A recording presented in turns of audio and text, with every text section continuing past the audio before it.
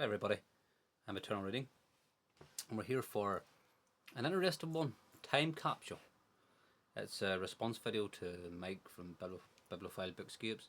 Sent a lot of us like a video. I don't know if it's like a tag, but it's like a discussion video. What if 1,000 years from now, you know, you could pick certain books and put it in a time capsule, and people from 1,000 years now will open it up and be able to see sort of our literary history and art.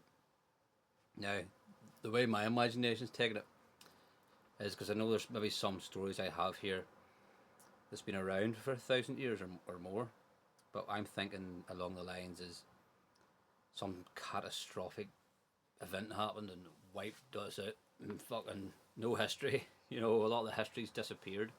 And then obviously I would put the Bible there, but we're not going to go with religion. We're just going with art, in my opinion, here with this.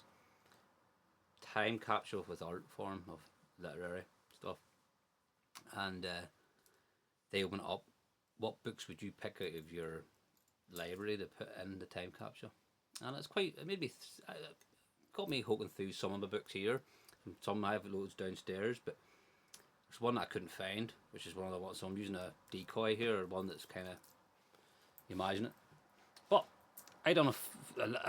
He says you pick 5 categories or genres, and you're allowed to pick at least 2. Now I could have went more, but I thought I'll keep it to a bare minimum, so I did pick 2 for some of them. I think there's one that I picked 3 books, but I really did try my best to keep it just 2, because fuck, you start looking through them and you see that one, this one, that one, this one. You're trying to save all this history. You know what I mean? You're like, fuck, time capsule's no big enough. So I went through ones and I picked ones that spoke to me today. I'll say that because you know what it's like. I could do this tomorrow; it'll be completely different. But I'll go through the genres step by step, and then the books that I picked. 2 seconds, just hang smoke.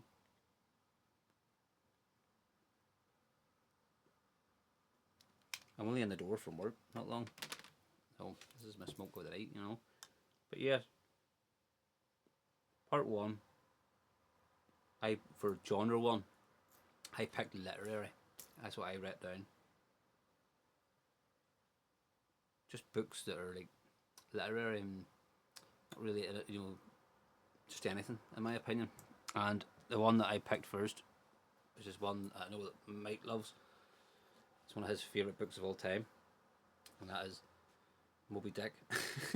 And I joke, by the way, but Herman Melville's Moby Dick. I've read this twice, 3 times. I can't remember now. I read it when I was young, and I wrote it again. I read it again when I was 20, and I think I read it again a few years ago. So I think it's 3 times. Herman Melville's Moby Dick, and it's one of the ones where I'll read again. A lot of people don't like the way it's got it's got the plot in it about Ahab and the hunting down the whale, but then there's that part, half of it, which is about whaling and stuff like that. But it's metaphor. There's things hidden in them parts, passages that you have to dig deep to find. But even if it's not, the way he writes it, to me, is beautiful. I love his writing style, Herman Melville. I haven't read anything else by him. So is anybody there that's in the comments say to me, better put this down. In the comments, tell me, is there anything in Herman Melville that's worth checking out as well as Moby Dick? Because that's the only thing I've ever read. But that's the first one for the literary. Moby Dick. And the second one, when I was going through my shelf, I thought, wow, I love this. I've read this twice. That's one of them stories that I'll go back to again and again and again. And that is Bram Stoker's Dracula. That's one of my favourite classics. As I said today, I'll do this tomorrow. I might pick different books, but going through my books, that's one that I really love, that edition, by the way, as well. So I would put that one in the time capsule. Hopefully it would last a bit longer. So that's my first 2, Dracula and Moby Dick, for literary. Now for fantasy, it's an easy one, Lord of the Rings. But I can't find my Lord of the Rings trilogy, mate. I know I have them somewhere. They're all dog-eared and wrecked. I'm going to have to buy or sell new editions.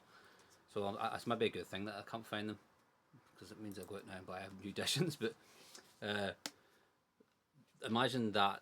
So the Hobbit as well, the Lord of the Rings. We'll just say that all four books, the Hobbit and the Lord of the Rings, I would put them in, because it's one of the best stories ever written, in my opinion. But I put fantasy and SF for this category. I'm cheating a wee bit. So the second genre was fantasy and SF. So that's my fantasy. And if I could put one SF into the time capsule, that would be Book of the New Sun by Gene Wolfe. It is a masterpiece, but not the first time you read it, but definitely the second time you read it. It's one of them ones. Yeah, I know people might not like to reread some of their stories. This one you need to. It takes a reread. You'll not get it all the first go. You'll be a bit confused a lot of it, but see, once you go back and again a few years time and the second time, you get more out of it. And then if you go in again, you'll get even more out of it. And it's one of them books you can go back to time and time and time again. And it's one of them wee works of art. That with the Lord of the Rings, Moby Dick and Dracula. I hope lasts forever, because they merit it. You know what I mean? They're worth lasting forever. So that's my fantasy and SF. So it is. Now we're going to the exciting one, poetry. Exciting for some of us. I know I'm saying that with a bit of a joke, bit of a tongue-in-cheek, as they say. But my two poetry, if I could keep any works of poetry alive forever, that would be, and they're epic poems. I can't pick a poem or collection. It's going to be epic poems. The first one would be the Odyssey by Homer. Yes, the Iliad's good too, but I prefer the Odyssey. I think it's just a better story. It's more adventure, more just the way he jumps from time and he's telling things in the past, and then you come to the present day with Odysseus trying to take his ethic back. It's a work of art. Homer's Odyssey is a masterpiece. Now this here translation I haven't read before, Robert Fagel, so I need to read this one, but I've read other translations, but this one and the Iliad behind me there are ones I picked up not that long ago, which I need to dive into. And as I was talking to our booktuber, yeah, he's reading the Iliad, and every time he brings up a video, I'm like, I need to get that. I need to go back to that. I want to reread that. So bring out another video, mate, and I might pick it up. It'll be a third. I think that's your third part we're waiting on, Rashan. So that's the Odyssey. It's for poetry. The other one, which is one of my favourite works of art ever, not when I was a kid. When I started reading it in my early 20s, it was beyond me. I was an atheist and all as well, so to me it was still the religious side of it. I just didn't care. I was wanting to just read the Inferno. Inferno was like heavy metal, it was dark and all, but when I got older and became a Christian and looked at the word differently, and I read the Divine Comedy again, and then I read it again, I realised it was a work of art. It's a masterpiece, an absolute masterpiece. And this edition's great with the pictures. It's got all the pictures in it of Gustave Doré, I think his name is, and it's a delight going through the poem with his engravings, because some of his works masterpiece. So there's one of my. I had to pause this because one of my communions are coming up. Yep. That's me back. Sorry, just my wee girl up again, wanting to see what I'm doing. She's playing the PlayStation or the Nintendo with her brother, and after I do this video, that's where I'm going down to. I think we're going on to Mario Kart again. So yeah, it's all fun and games in this house. It's the way it should be. So yeah.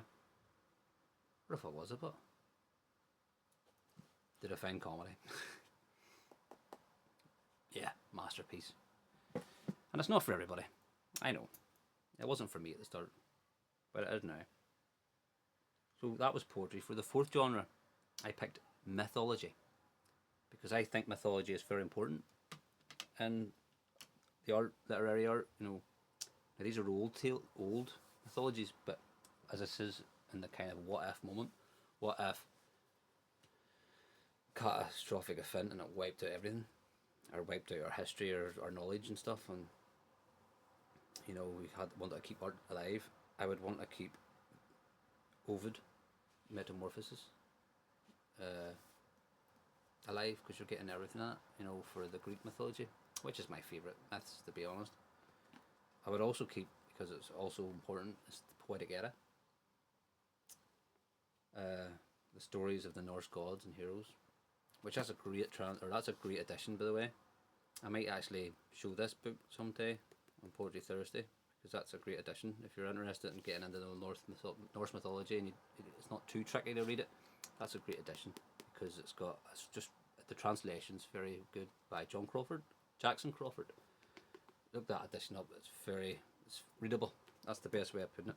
And everybody has their favourite sort of writers of mythologies, of the Greek mythologies. And there's the girl, I can't remember her name, I've never done any research for this video, I've just done it on the fly. I forget her name, but she's done like that, and then you've got Stephen Fry that done more recent ones and all, but I like Bullfinch. I like his.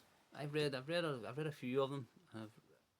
Something about his writing style. I don't know if it's because it's a bit more older and archaic. I don't know what it is, but I really enjoy Bullfinch's mythologies. It's just all the wee mishmash of all the Greek mythologies, and you can't, you want to keep them alive. Them stories, because them stories got everything in it, from moralities to revenge, love.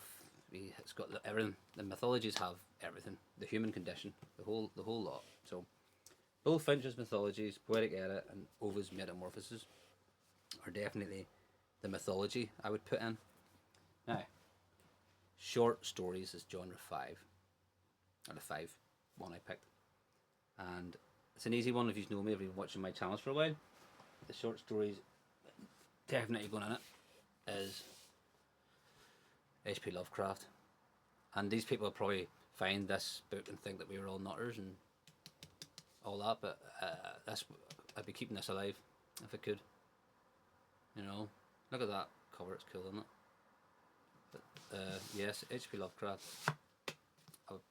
He's going in the time capsule, and somebody not far away from him, and I would put him in it too, because his short stories have a bit of everything, and he was like one of the founders of the short story genre. They make it what it is, and that is Edgar Allan Poe.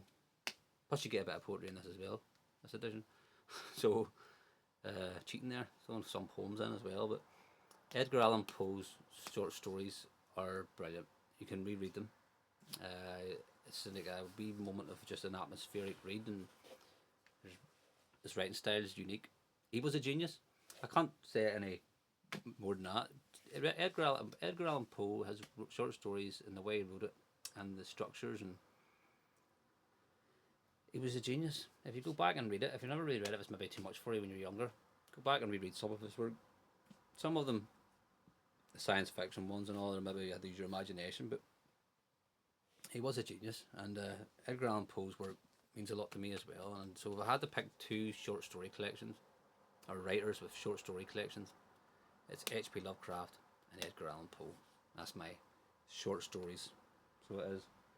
And yeah, I had to kind of rush this and wrap it up, because I had to do it when I came in from work there, and hopefully I'll get a Poetry Thursday tomorrow. If not, I'll get one next week, because I've done this video tonight, and yeah, and I hope it turns out okay, because it's a bit on the fly. Just it's the best way I operate anyway.